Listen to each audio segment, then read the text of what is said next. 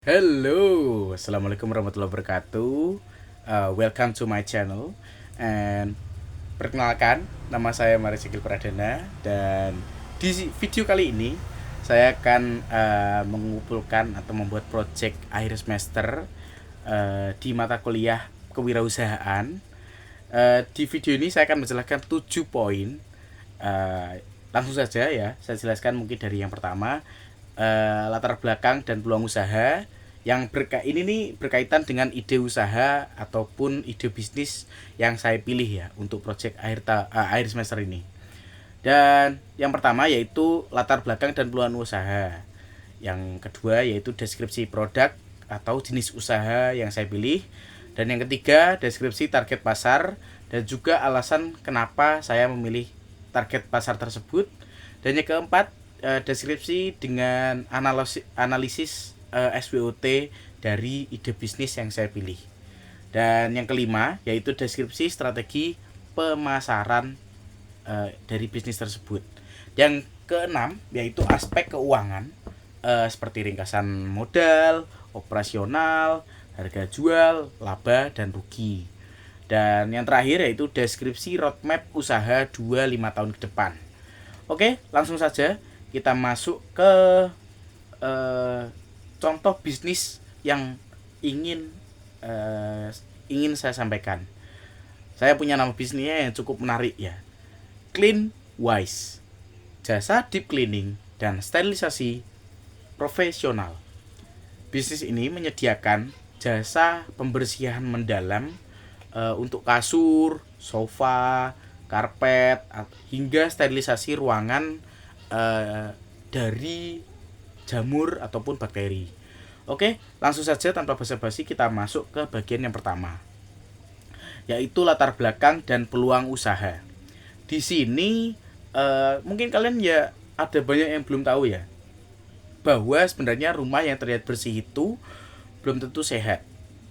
Banyak jamur, bakteri, atau seringkali mereka itu bersembunyi di balik serat kain, dalam kain sofa, kasur, dan matras, karpet, ataupun mungkin baju yang kita gunakan juga.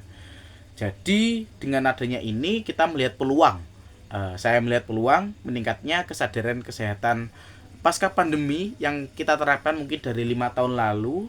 Gaya hidup sehat masyarakat urban yang cenderung sibuk dengan kegiatan mereka masing-masing, sehingga tidak punya waktu untuk melakukan maintenance rumah secara mendalam. Jadi inilah celah pasar yang saya ambil untuk membuat Cleanwise ini.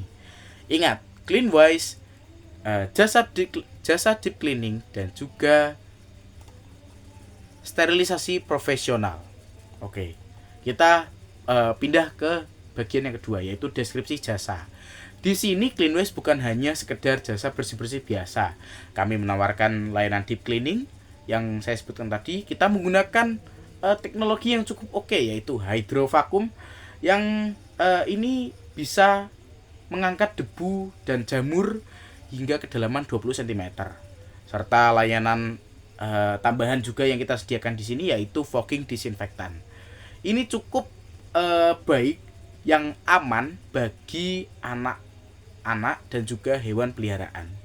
Ya, karena adanya hal-hal seperti ini kita jadi bisa dianggap Cleanwise itu bukan kaleng-kaleng lah ya intinya. Jadi dengan hal-hal seperti ini, deep cleaning dan fogging disinfektan itu adalah layanan yang cukup oke dengan bisnis yang hasil yang saya tawarkan seperti itu. Dan yang ketiga adalah target pasar. Di sini target pasarnya saya milih ada dua ya. Jadi yang pertama itu adalah rumah tangga yang bisa disebut juga dengan keluarga muda atau keluarga zaman sekarang yang tinggalnya di kota. Dan yang kedua adalah bisnis. Bisnis di sini seperti B2B, B2B, seperti kantor atau kafe atau tempat daycare. Di sini keluarga muda yang saya maksud itu tadi contohnya itu seperti yang mereka memiliki bayi atau mereka yang penderita alergi. Jadi dengan ada jasa seperti ini mungkin akan meringankan mereka dalam pembersihan rumah seperti itu dengan kesibukan mereka yang mungkin tiap harinya di kantor 9 to 5. Jadi target kita ya emang bergantung pada seperti itu. Dan alasannya Kenapa pilih ini? Karena kelompok dua ini kita bisa lihat bahwa mereka memiliki daya beli atau lebih memprioritaskan efisiensi waktu serta kesehatan keluarga ataupun karyawan mereka di atas harga. Jadi dengan kata lain itu kesehatan dalam dua aspek yang saya sebut, dua target tadi itu sangatlah penting, seperti kesehatan keluarga, kesehatan karyawan itu sangat penting lah. Jadi di atas harga itu mereka tidak akan sayang untuk mengeluarkan uang hanya untuk kesehatan. Seperti itu. Dan kita lanjut ke bagian yang keempat, yaitu analisis SWOT. SWOT di sini ya kita tahu strengths, weakness, opportunities, dan juga threats di akhir. Strengths yang kita dapatkan di sini adalah alat berteknologi tinggi. Seperti yang tadi saya sebutkan, yaitu adalah hydrovacuum yang kita pakai itu cukup alat yang berteknologi tinggi, dan juga sumber daya manusia, staf yang terlatih dan juga bersertifikat baik. Dan juga yang terakhir adalah layanan jemput. Kita sangat membanggakan hal-hal seperti ini karena dengan alat yang berteknologi tinggi dan kualitas yang baik, hasilnya juga akan lebih baik juga. Dan dengan sumber daya manusia dan staf yang terlatih, itu juga bisa memaksimalkan kualitas dan hasil yang didapatkan oleh konsumen. Dan yang terakhir, dengan adanya layanan jemput yang kita sediakan, konsumen akan merasa lebih dihargai dan mereka tidak akan membuang waktu mereka hanya untuk menunggu diantar ke kantor. Jadi mereka hanya menunggu itu. Namun kita yang akan datang pada rumah konsumen seperti itu. Dan yang selanjutnya yaitu weakness. Weakness di sini kita punya seperti yang saya sebutkan tadi, alat yang kita gunakan cukup berteknologi tinggi dan kualitas yang cukup oke. Tentunya ketergantungan pada peralatan yang mahal dan biaya perawatan alat yang cukup tinggi itu menjadi weakness kita. Ya, namanya berkualitas tinggi pasti ada perawatan, dan dengan harga yang cukup mahal pun kita masih harus melakukan perawatan yang cukup mahal juga. Namun dengan hasil yang cukup berkualitas dan baik, ya kenapa tidak?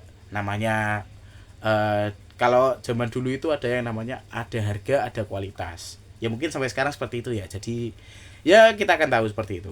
Dan yang selanjutnya yaitu opportunities. Di sini opportunities bisa berarti yang saya dapatkan bahwa lebih meluaskan pasar, target pasar yang kita tuju, yaitu dari tadi kan keluarga muda dan juga seperti di properti, mungkin di kafe atau apapun itu. Nah, di opportunities ini kami akan membuat kerjasama pada agen properti dan juga apartemen. Nah, dengan adanya seperti ini, kita menyediakan layanan seperti ini, kita akan menjamin mereka dengan kebersihan yang kita tawarkan. Dengan adanya seperti ini, passive income dan income yang secara jangka panjang itu bisa mendapatkan cukup oke kan ya, dengan adanya seperti ini.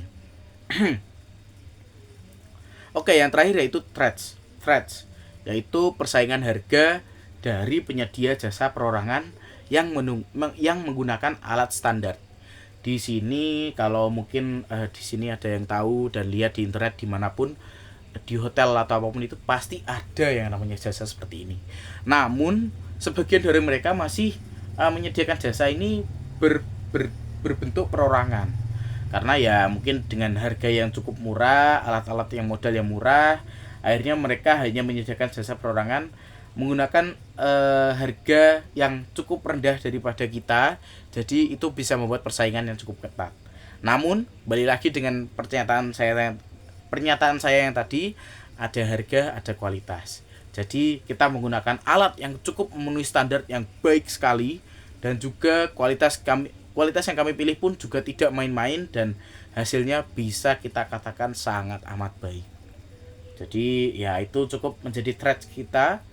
Oke, kita pindah ke bagian yang kelima, yaitu strategi pemasaran. Strategi pemasaran kita pasti akan ya di mana-mana mungkin kalian sudah melihat ya. Namanya content marketing itu semua platform sekarang sudah menggunakan hal-hal seperti itu. Mulai dari online dan offline kita semua menggunakannya. Content marketing di sini kita bisa membuat video before dan after. Ya mungkin kalian sudah ada bayangan secara visualisasi itu sangat amat memuaskan ya. Jadi kita bisa menguploadnya dari mungkin sebelum menggunakan jasa kami hingga setelah menggunakan jasa kami. Dan Setelah itu kita mungkin bisa menguploadnya ke beberapa platform seperti YouTube, Instagram, atau TikTok, atau Facebook mungkin, atau ya dimanapun kita bisa menggunakan billboard juga atau apapun itu. Yang penting kan konten marketing yang bersifat konten dan menarik gitu loh ya. Oke, yang selanjutnya yaitu referral programs. Ini adalah ilmu yang cukup mahal ya yang saya dapatkan ketika tahu di kewirausahaan, yaitu kita menggunakan referral program. Kita memberikan diskon 15% bagi pelanggan yang merekomendasikan temannya. Ini secara nggak langsung 15% ini kita cuma memberi modal mereka 15%, namun kita bisa mendapatkan pelanggan lebih dari satu hanya dari satu 15% ini. Jadi seperti itu, hanya dengan modal 15% tadi. Jadi ya cukup oke untuk strategi pemasaran yang kita terapkan. Dan yang terakhir yaitu subscription. Di sini kita juga menawarkan seperti yang tadi, yaitu agen properti ataupun apartemen. Itu kita bisa menawarkan dalam bentuk yang bisa berkontrak ya, atau jangka panjang. Jadi mungkin paket langganan, membership lah intinya. Mungkin setiap 6 bulan atau setahun atau 3 bulan, atau menjamin itu kita bisa menjamin kebersihan rumah mereka ataupun ya apapun yang mereka inginkan lah ya. Itu tergantung dengan paket yang mereka pilih. Seperti misal idealnya kan 1 bulan itu 1 kali, atau mungkin 1 bulan 2 kali, idealnya seperti itu. Namun mereka mungkin akan keberatan jika seperti itu. Bisa juga dengan metode 1 tahun kontrak mungkin 12 kali atau 24 kali atau 6 bulan 12 kali. Ya seperti itu bisa menjadi pengobrolan atau negosiasi antara kami penyedia layanan dan mereka sebagai konsumen, seperti itu. Dan lanjut kita ke bagian yang cukup penting dan mungkin paling penting ya, yaitu aspek keuangan. Di sini mungkin kalau saya kan hanya menyampaikan ide usaha, dan di sini saya cuma memberikan angka-angka di bawah ini sebagai simulasi. Jadi saya berikan estimasi saja ya. Oke, yang pertama yaitu komponen yang paling penting di awal adalah modal awal ya tentunya. Modal awal itu seperti ya alat tadi yang cukup harganya cukup tinggi, dan juga bahan yang kita gunakan di awal. Estimasi biayanya mungkin kurang lebih 15 juta seperti itu. Dan biaya operasional itu juga cukup penting setelahnya, yaitu seperti gaji, transport, ataupun sabun yang mereka gunakan sehari-hari untuk pembersihan. 4 juta per bulan. Itu mungkin masih kurang lebih ya, mungkin bisa 4,5 ataupun 5. Karena ya namanya hal-hal operasional seperti ini pasti ada yang namanya biaya tidak terduga seperti itu. Ya kan tergantung kondisi di lapangan seperti juga. Dan harga jual rata-rata. Jadi kita di sini ambil rata-ratanya saja.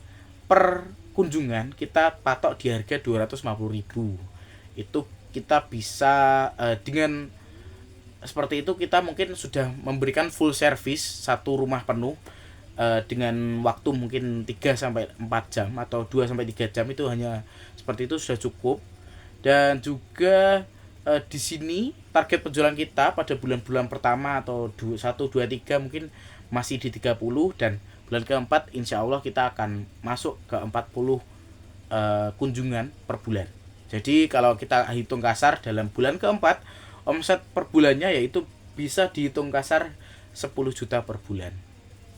Seperti itu. Itu mungkin diambil rata-rata kurang lebih 10 juta ya.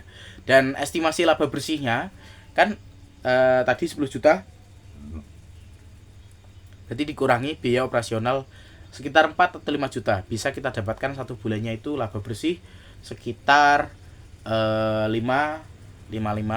atau 6 juta gitu per bulannya ya, hitungannya itu.